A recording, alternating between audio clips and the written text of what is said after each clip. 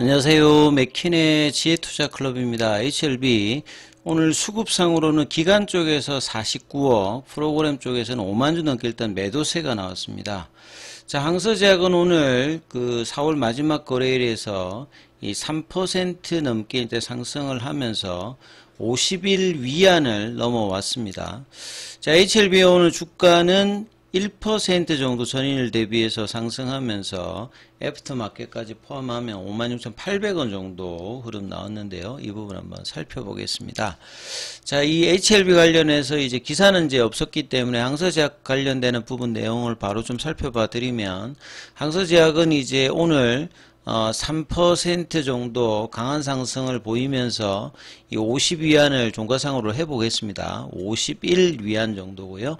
월봉상에서도 이제 몸통은 이렇게 길진 않습니다만 지금 이제 연초 대비해서 4개월 연속으로 보면 양봉 흐름이 이제 좀 진행이 되고 있다, 이렇게 좀 보셔야 되겠죠.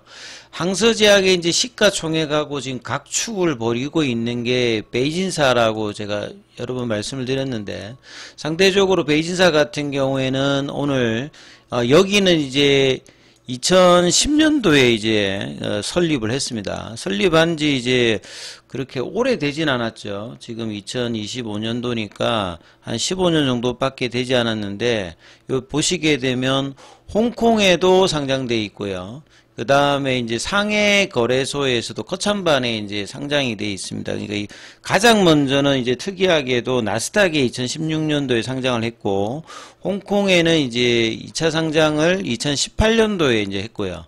그 다음에 이제 이 상해 거래소 쪽에서 2021년도에 이제 상장을 했거든요. 그러니까 상해 쪽에서도 오늘 한 중국 쪽에서는 이제 5.78% 올라갔고, 그 다음 홍콩 쪽에서도 6%, 나스닥에도 이제 상장이 되어 있습니다. ADR 형태로 보시면 되는데, 상장하길 때까지만 하더라도 중국 제약바이오 쪽에서는 한 5위 정도 수준이었습니다. 뭐 1위, 2위가 이제 뭐 우시앱텍이라든지 우시바이오로직스라든지, 그 다음에 뭐 항서제약. 그래서 최근에 이제 항서제약하고 이제 시가총액이 좀 등락을 하고 있는데 좀 앞서고 있죠. 예, 요 보시게 되면 여기가 이제 시가총액이라고 보시면 됩니다. 위안화로 이제 여기 한 3,659억 이제 위안 정도라고 보시면 되겠는데요. 이제 항서제약 같은 경우는 3,259억 이제 위안이거든요.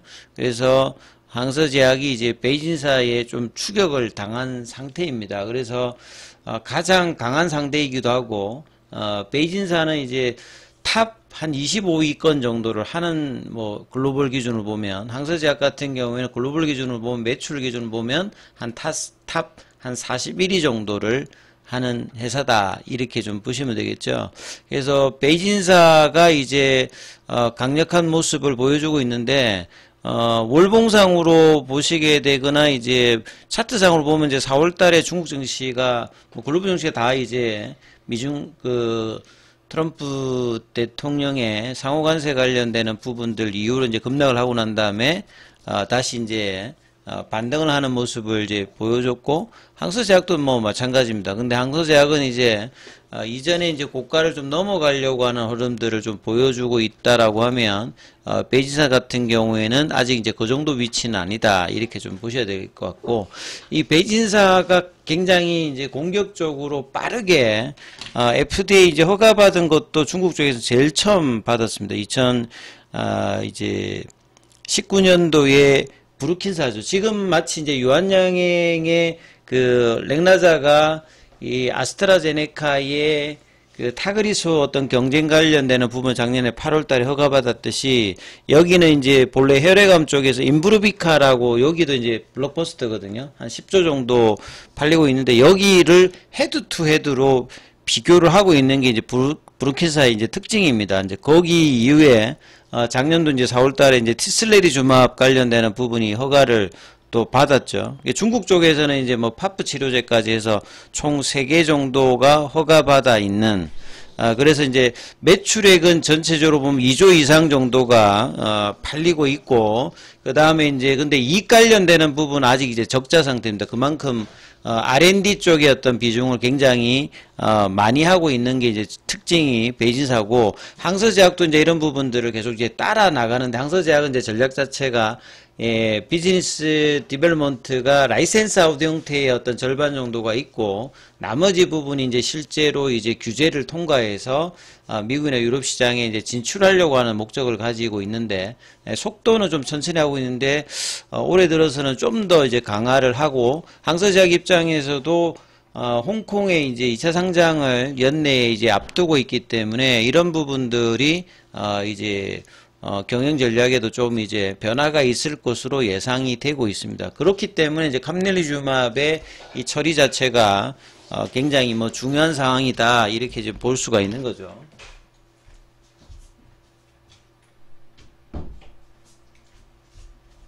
그리고 오늘 이제 공매도 쪽에 이제 흐름들 수급을 좀 보면 4월 마지막 거래일이었는데요. 공매도 거래가 한 10만 6,288주 정도 거래되었고, 그 다음에 이제 공매도 순보유잔고 같은 경우는 이제 4월 28일 기준입니다. 4월 28일 이번 주 월요일 정도 기준으로 376만 주대. 그러니까 최근에 이제 주가가 좀 커버링이 어느 정도 좀 되면서 큰 이제 거래는 아니었습니다만 399만 주대까지 갔던 부분들이 376만 주대로 한 20만 주 넘게를 좀 일단 줄어 있는 모습을 보여주고 있고요.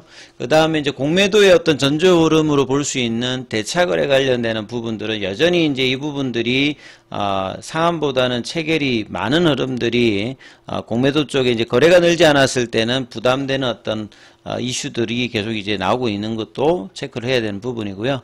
그래서 월봉으로 보시게 되면 이제 코스닥 같은 경우하고 좀 비교를 계속 제가 많이 해드리고 있는데, 코스닥 차트를 한번 지수 차트를 한번 먼저 머리에 넣어 보시게 되면, 코스닥 차트 같은 경우는 이제 4월 9일까지 이제 급락을 했죠. 그러니까 3월 중순부터 이 부분들이 630선까지 이제 빠졌다가 이후에는 전 세계에서 가장 강한 어떤 반등을 또 코스닥 지수가 700선 초반까지 보여줬거든요. 그러니까 이런 흐름에 비하면 HLB 흐름은 빠질 때는 그렇게 많이 빠지지 않았는데, 반등을 할 때는 이제 아직 그 4월 달에 뭐 고가 이런 부분들, 그 다음에 3월 달에 급락했던 이 하락갭을 메꾸는 흐름까지 안 가면서 시장 대비해서는 조금 이제 부진한 흐름들을 플랫형의 흐름으로 월봉을 만들었죠. 그래서 월봉도 보시게 되면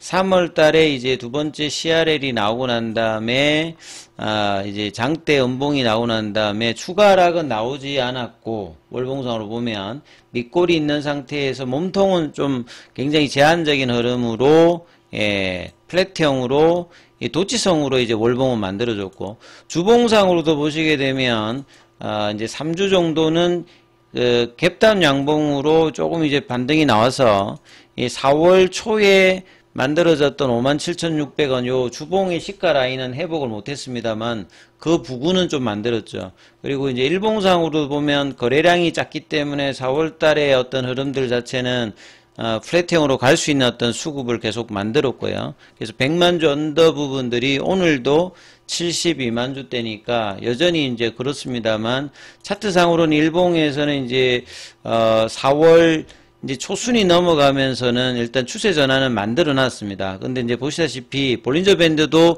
수평으로 가는 구간은 변동성은 줄었는데 아직 추세의 어떤 방향성이 명쾌하진 않죠. 그래서 근데 이제 파라볼릭에서는 추세가 전환되었습니다만 추세의 기울기 자체가 좁아져 있는 볼린저 밴드가 이런 부분을 반영을 하는 거고요. 그래서 오늘 기준으로 볼린저 밴드 상한선 가격이 57,795, 그러니까 58,000원이 넘어가는 지점이 나오는 부분들이 이제 5월달 들어서는 굉장히 중요할 거고요. 그래서 이제 이 구간들이 차트상에서 넘어가는 모습이 나오면서 하락갭을 만들었던 이 구간, 그래서 이제 피보나치 낙폭가대 가격으로 65,000원 정도를 회복하는 흐름이 나오면 이후에 5월달에 이제 타임라인에서 지금 이제 회사가 뭐 공지한 대로 그 FDA에서 지금 이제 추가 답변 관련되는 부분을 4월 14일에 보내고 난 다음에 보통 한 달 이내에는 답변이 나오니까요. 그래서 5월 중순위에 어떤 이야기가 나오냐에 따라서 리서브션 일정들이 잡히면 그런 부분들이 이제 시장이 플랫형으로 한 달 이상을 옆으로 갔기 때문에 반영하는 구간으로 이제 들어오는 어떤 가능성이 5월달부터는 기사에 따라서 나올 가능성이 높은 어떤 차트를 지금 만들고 있다 이렇게 보셔야 되겠습니다. 그래서 이 차트의 그 신뢰도를 높이는 건 결국 이제 돈이 들어가는 거래량이죠. 예, 거래량이 최소한 200만 주 이상. 그 다음에 제대로 이제 걸릴 때는 500만 주 이상의 거래량이 나오면서 6만 5천 원 구간을 회복하는 양봉의 어떤 기준봉이 나오면서 올랐을 때 이제 비로소 FDA 관련되는 리서브션 한다는 말은 다시 이제 홀드돼 있는 상태를 정상적인 리뷰 과정으로 만들어서 이제 최종 포드화 일정까지 가는 어떤 스타트를 만드는 어떤 구간이죠. 그걸 5월달에 만드는 흐름들을 차트상으로도 이제 기대하면서 만들어 볼 수 있는 흐름이 이제 5월달이니까 5월달에도 기대감을 가지시면서 이제 뭐 일봉상으로는 단면한 게 이제 58,000원을 넘어가는 양봉을 볼린저 밴드 상한선 넘어가는 흐름들을 5월달 초에 만들어내느냐. 내일은 또 이제 노동절 휴장이고 그 다음에 이제 금요일날 거래가 재개되었을 때 5월 첫 번째 거래일에 어떤 흐름들을 만들어내느냐 수급성 굉장히 중요하기 때문에 이 부분 좀 참조하시면서 흐름 챙겨보셔야 된다 이렇게 말씀을 좀 드리고요. 장중에는 무료 텔레그램방이 진행되고 있습니다. 동영상 아래 링크되어 있는 부분 참조해 주시면 되겠고요. 입장 문의는 문자 남겨주시면 안내드리고 있으니까 참조하시면 되겠습니다. 계열 종목에 관련되는 설명은 다음 영상에서 이어서 소개해 드리도록 하겠습니다.